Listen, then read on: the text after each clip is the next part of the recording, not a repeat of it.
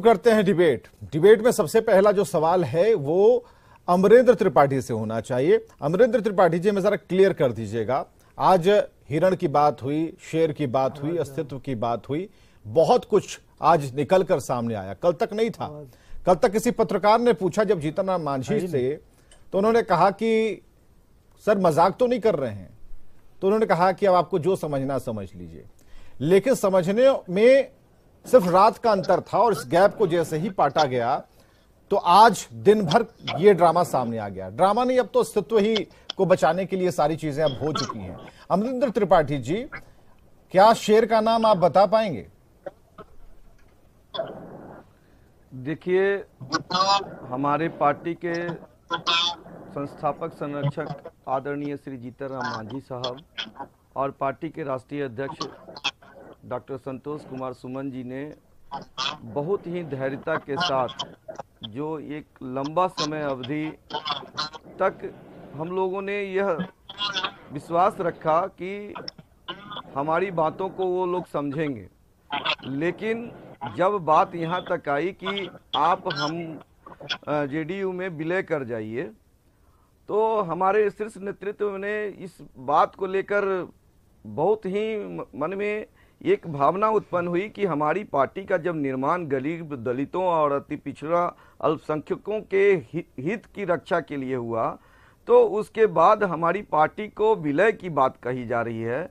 और विलय करने की जब हम लोगों ने बात को डिनाई कर दिए हम लोग, उसके बाद हमें लगा कि नहीं, ये लोग हम लोगों से यह चाहते हैं कि ये पार्टी जो मजबूत स्थिति में होने जा रही है, इसको एक बंद कमरे में बंद कर दिया जाए। तो हमारी शीर्ष नेतृत्व ने यह निर्णय लिया कि नहीं, आप जो कहेंगे वो हम नहीं सुनेंगे। हम अपने पार्टी के वर्कर और बिहार की जनता, देश की जनता जो गरीब, दलित, अति पिछड़े वर्ग से आते हैं। इतनी देर क्यों हो गई, जरा ये बताइए, इतनी देर क्यों हो गई? समझने के लिए काफी साल लगा दिया। किसी को भी मौका दीजिएगा। अगर राजनीति करते हैं तो निश्चित तौर पे हमारी पार्टी के जो शीर्ष नेतृत्व रहे जीतन राम मांझी और डॉक्टर संतोष कुमार सुमन जी ने मौका दिया। बार बार वह सरकार की बहुत सारी ऐसी बिंदुओं थी जिसपे उन्होंने अवगत कराने की कोशिश की, बार बार वो जाकर मिलकर अपनी भावनाओं को अभिव्यक्त करने की कोशिश की, लेकिन उसके बावजूद आपका एकमात्र रट कि आप हम पार्टी को जेडीयू में विलय कर दीजिए, ये तो लेकिन आप कह रहे हैं कि बार बार कहते रहे, लेकिन बार बार हम भी तो पूछते रहे। जितनी बार मुलाकात हुई और जब जब मिलकर निकले तब हमने पूछा उनसे, लेकिन उन्होंने तो बहाना बना दिया, नहीं नहीं नहीं, आज तो इस चीज पर बात हुई, आज तो फलाने चीज पर बात हुई। अलग अलग मुद्दों का नाम क्यों छुपाया, क्यों? देखिए, जब घर में आदमी रहता है तो निश्चित तौर पे कोशिश करता है कि आपसी बातचीत करके उस समस्या का निदान किया जाए। अपनी बातों से जब बिहार के मुख्यमंत्री आदरणीय श्री नीतीश कुमार जी के नेतृत्व और उनकी कुशल नेतृत्व क्षमता पर हम लोगों को विश्वास था और विश्वास आज भी है। हम लोग आज भी महागठबंधन के भले ही मंत्री पद से हम लोगों ने इस्तीफा दे दिया, लेकिन आज हम ये नहीं कह रहे हैं कि हम महागठबंधन से अलग तो कह रहे हैं ना, लेकिन अगर ललन सिंह तो कह रहे हैं, ललन सिंह जी जिस सोच के साथ कह रहे हैं उनको देखिए, महागठबंधन में हम पार्टी का एक बहुत बड़ा योगदान है वो और महागठबंधन अब ललन सिंह ने क्लियर कर दिया, इसके बाद क्या बचता है? ये तो ललन सिंह जी को आने वाला समय में लोकसभा के चुनाव में और विधानसभा के चुनाव में उनको समझ में आ जाएगा कि हम पार्टी में जीतन राम मांझी और संतोष लव सिंह जेडीयू समर्थक हमारे साथ। लव सिंह जी जरा बताइएगा, जल्दी बताइए। लव सिंह जी, कई लोग आज हमारे साथ डिबेट में हैं, सबसे बात करनी है। लव सिंह जी जरा ये बताइए, क्लियर कीजिए, क्या वो शेर जिसका नाम संतोष सुमन नहीं ले रहे हैं वो नीतीश कुमार हैं, और नीतीश कुमार उस हिरण को खा जाना चाहते थे? हिरण मतलब हम पार्टी। नहीं विवेक जी, मुझे तो बड़ा हास्यास्पद लगता है इन लोगों का बयान। माननीय नीतीश कुमार जी ने कोई अपना मुखिया जैसा पद नहीं छोड़ता है और मुख्यमंत्री जैसे पद को छोड़कर माननीय जीतन राम मांझी जी को, महादलित के बेटे को मुख्यमंत्री बनाने का काम अगर किसी ने किया था तो उस आदमी का नाम नीतीश कुमार था। नीतीश कुमार ने माननीय जीतन राम मांझी जी को जितना सम्मान दिया है, शायद ही कोई भी राजनीतिक इतिहास में किसी भी व्यक्ति ने इतना बड़ा सेक्रीफाइस करके दिया होगा। और रही बात जहां तक महादलितों को सम्मान देने की बात है, तो नीतीश कुमार ऐसे व्यक्ति हैं जिन्होंने हर महादलित टोले पर महादलित व्यक्ति से झंडा फहरवाने का काम किया। जिसने दलित मिशन बनाकर दलितों की स्थिति को अच्छा बनाने के लिए, बेहतर से बेहतर बनाने के लिए काम किया। तो नीतीश कुमार जी हमेशा काम में विश्वास रखते हैं, और कोई भी गठबंधन बनता है विवेक जी तो एजेंडे के आधार पर बनता है। ये बहुत बड़ा उद्देश्य के साथ बना हुआ गठबंधन है। इसमें 17 दल 23 जून को साथ होने वाले हैं, जिनको इसकी जाकी रही भावना जैसी प्रभु मुहूर्त दिखी तीन तैसी नीतीश कुमार जी ने इनको आगाह किया था। नहीं तो ठीक है ना, तो मांझी भी तो कई बार, मांझी भी तो जीतन राम मांझी भी तो कई बार कोऑर्डिनेशन कमेटी बनाने की मांग कर रहे थे, वो क्यों नहीं, उस पर अमल क्यों नहीं हुआ? दुखी तो शुरू से थे विवेक जी। 7 दलों की सरकार चलती है तो सबों को लेकर, देखिए 7 दलों की सरकार में सिर्फ 2 ही दल के लोग ही प्रमुखता से चला रहे हैं। आज भी मैं बता रहा हूं, और हमारे नेता श्री जीतन राम मांझी जी भी बार बार यह बात कह रहे हैं कि यह 7 दल की जो महागठबंधन है, लेकिन 2 दल ही इस महागठबंधन को चला रहा है। बाकी दल के नेताओं को जो एक विचारधारा से और कोऑर्डिनेशन कमेटी के साथ काम करना चाहिए था, वो नहीं हो रहा है। यह हम नहीं, बाकी लोग चुप हैं, लेकिन हम पार्टी प्रमुख जीतन राम मांझी और संतोष मांझी प्रमुखता से उठाते आए हैं और बार बार मौका दिए हैं महागठबंधन के शीर्ष नेतृत्व को। लेकिन महागठबंधन के नेता को सिर्फ अपने 2 घटक दल से मतलब है, और दोनों आपस में किस तरह की तानबान किए हुए हैं। अब बाकी लोग क्या है, अगर छोटा ही दल है तो उसकी भी एक गरिमा है, उसका भी एक सम्मान है। दलित समाज के एक बड़े नेता हैं श्री जीतन राम मांझी, और उनको हल्के में लेना, डॉक्टर संतोष कुमार सुमन जी को हल्के में लेना और उनसे कोऑर्डिनेशन नहीं रखना, यह कहाँ की बात है? हमें नहीं लगता है कि आप लोगों की मंशा किस तरह की है। ऊपर से दिखावा कुछ करते हैं। हम बार बार हमारे सुन लीजिएगा, हमारे मांझी साहब ने जब अपने बातों में कसम और विश्वास, कसम खाने की बात कही, आस्था रखने की बात कही। दोनों ही पार्टियां यहाँ मौजूद है, एजाज अहमद भी मौजूद है, उनसे भी बात कर लेंगे। पहले यहाँ खत्म करते हैं, लव जी को बात बोलने दीजिए, अब फिनिश करने दीजिए। हाँ लव सिंह जी, जवाब सुन लीजिए। कोऑर्डिनेशन, बिना कोऑर्डिनेशन के इन्होंने समर्थन कर दिया था। बिना 7 दलों के गठबंधन हुए सरकार बन गई थी क्या? इनको दिक्कत क्या चीज की थी विवेक जी? कुछ दिन पहले आदरणीय जीतन राम मांझी जी का एक बयान आया था, मुझे तो इतना शर्म हुआ कि कोई कह रहा कि मेरा 2 मंत्रालय था, 1 मंत्रालय हट जाने से हमको घाटा हो रहा है। ये मुनाफे का सौदा है, मुनाफे का जहां सौदा है वहां जाकर करें वो मुनाफे का सौदा, हमको उससे दिक्कत नहीं है। जहां इनको मुनाफा मिलता है वहां बहुत शौक से जाएं और मुनाफा अपना पाएं, उसमें मेरे को कहीं कोई इतराज नहीं है। लेकिन जिस तरह की राजनीति होती है, राजनीति बड़ा गूढ़ विषय है। और ऑन कैमरा माननीय पूर्व मुख्यमंत्री जीतन राम मांझी जी ने कहा कि मुझे एक मंत्रालय घट जाने से बड़ा नुकसान हो रहा है, हमारा 2 मंत्रालय था। ये व्यवसाय है विवेक जी। अगर हम लोगों को मंत्रालय का ही लोभ रहता तो आज हमने मंत्री पद से इस्तीफा नहीं देता, हमारे नेता मंत्री पद से इस्तीफा नहीं देते। आप हमें बताइए कि अगर हमको सत्ता की लोलुपता रहती हमारे नेता को तो मंत्री पद से इस्तीफा देते। ठीक है, 1 मिनट लव सिंह जी जरा रुकिएगा। एजाज अहमद हमारे साथ है। एजाज अहमद जी, एजाज अहमद साहब, यहाँ पर हम पार्टी का आरोप आपके ऊपर भी है। यहाँ बस 2 ही दलों का चलता है, एक आप हैं, एक नीतीश कुमार का दल है। अब इस दोनों के बीच में जो ये चाह रहे थे वो मिल नहीं पा रहा है। और जिस कोऑर्डिनेशन कमेटी की बात पर लगातार, ऐसा नहीं है कि इसमें कोई झूठ है, सच है, मिलावट वाली बात है, जीतन राम मांझी ने जब भी मुंह खोला है इस बात की चर्चा उन्होंने की है, इसकी चर्चा कर रहे हैं और इस पर जल्द से जल्द अमन होना चाहिए। एजाज अहमद रुकिए, लव सिंह जी जरा रुकिए, अमरेंद्र त्रिपाठी रुकिए, अमरेंद्र त्रिपाठी रुकिए। हाँ एजाज अहमद साहब, ठीक है, रुकिए, एजाज अहमद। अरे विवेक जी पहले मेरा ले लेते फिर इनका लेते, ये लोग आ रहे एजाज अहमद नहीं देते हैं। लव सिंह जी जरा रुकिए, उनका थोड़ा कनेक्शन ठीक होने दीजिए। हाँ एजाज अहमद साहब, सबसे बड़ी बात यह है कि बिहार में जो सरकार चल रही है ये बाबा साहेब डॉक्टर भीमराव अंबेडकर के विचारों पर चल रही है, और इसमें संविधान और संविधान की मजबूती के लिए जो कार्य होना चाहिए वो कार्य किया जा रहा है। लेकिन जो दूसरी ओर देश के अंदर राजनीति करने वाले पार्टी हैं वो बाबा साहेब भीमराव अंबेडकर के विचारों को कहीं ना कहीं धूल धूसरित कर रहे हैं, उनके विचारों को कहीं ना कहीं त्यागने का काम किए हैं। और अफसोस की बात है कि इनके केंद्रीय मंत्री जिस तरह से इन्होंने महिमा मंडित किया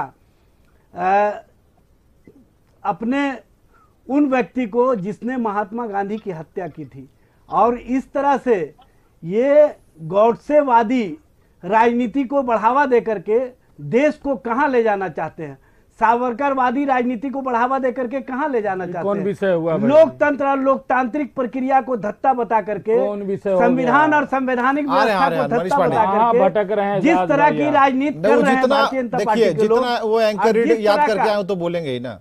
हाँ बोलिए, टॉपिक पर आइए। मनीष पांडे आपको इसलिए कह रहे हैं, मनीष पांडे कह रहे हैं कि भाई ट्रैक पर आइए। विवेक जी टॉपिक पर बोलिए ना, कहने के लिए बड़ी बात यह है कि भारतीय जनता पार्टी के पास कुछ है नहीं। अरे भारतीय जनता पार्टी ने तो कुछ बोला भी नहीं भाई अभी। कर रही है। नहीं देखिए एजाज साहब ये मत कीजिए। मनीष पांडे ने क्या कहा? अरे मनीष पांडे ने क्या कहा अभी? मनीष पांडे ने कुछ नहीं कहा। अरे हम के जो आरोप है, हम पार्टी का जो आरोप है उस पर उत्तर दीजिए। ये तो सब कुछ कर रहे हैं। अरे अमरेंद्र त्रिपाठी के सवाल का जवाब दीजिए एजाज अहमद। अमरेंद्र त्रिपाठी के सवाल का जवाब दीजिए। दूसरे के पार्टी से ला करके अरे अमरेंद्र त्रिपाठी के सवाल का जवाब दीजिए। दूसरे के खिलाड़ी एजाज अहमद के रूप में इस्तेमाल, फिर वही बात। नहीं कुछ भी नहीं होगा फिर ऐसे। नहीं तो फिर गड़बड़ हो जाएगी। नहीं फिर बोलने नहीं देंगे फिर आपको हम। एजाज अहमद कुछ भी बोल रहे हैं आप। पार्टी के अंदर जो अरे कुछ भी बोल रहे हैं। अरे मजाक है, डिबेट चल रहा है ना भाई, मजाक की राजनीति कर रहे हैं। नहीं अमरेंद्र त्रिपाठी का सवाल का जवाब दीजिए ना। मनीष पांडे ने क्या कहा अभी? आरएसएस की विचारधारा, फिर वही आरएसएस बंद कीजिए। चलिए दूसरी ओर सम्राट आज भी हमारे पार्टी नेतृत्व का मानना है कि महागठबंधन में हम हैं। अरे छोड़िए, राष्ट्रीय प्रवक्ता हम के वहां पर मौजूद हैं। अमरेंद्र त्रिपाठी ने सवाल आपसे किया और आप चले बीजेपी को यहाँ पर ठाकिया। अरे क्या कर रहे हैं? ऐसे डिबेट होती है क्या? हमारी पार्टी का नेतृत्व और पार्टी समर्थक कार्यकर्ता सारे लोगों में रोष है कि मरते दम तक हम नीतीश जी के साथ रहेंगे। आज क्या परिस्थिति हो गई कि ये अपनी विचारधारा को त्याग करने का, आगे बढ़ने का, ये बाबा साहेब भीमराव अम्बेडकर के विचारों को छोड़िए। आप छोड़िए, आप समय की कमी है। मनीष पांडे जी, चलिए मनीष पांडे जी आइए आप। चलिए हो गया एजाज अहमद साहब। एजाज अहमद साहब थम जाइए अब। हाँ मनीष पांडे, सब जवाब मिल जाएगा आपको। देखिए ऐसा है, बड़ा स्पष्ट है ये चीज। हम लोग 9 महीना से जो चीज देख रहे हैं, समाधान यात्रा था। समाधान यात्रा के बाद जीतन राम मांझी जी ने गरीब संपर्क यात्रा निकाला और उसमें उन्होंने स्पष्ट रूप से कह दिया था कि ब्लॉक में बहुत भ्रष्टाचार है और गरीबों को कोई सुनता नहीं। और मैं यह बात नीतीश जी को कहूंगा। देखिए आप घटनाक्रम को देखिए। अभी कह रहे थे ना कि इनको ऐसे करना चाहिए था, वैसे करना चाहिए था। हम लोग तो जीतन राम मांझी जी को पिछले 8-9 महीने के उनके घटनाक्रम को देख रहे हैं। वो अपनी हर बातें, अभी हाल में 5-7 दिन पहले वो अपने सारे विधायकों के साथ गए और नीतीश जी से मिले और बेचारे देखिए यहाँ बाहर आके कहते क्या है कि हम इसीलिए विधायक को ले गए थे ताकि उनके सामने शिकायत करें, उन लोगों को लगे नहीं कि हम झूठ बोलते हैं।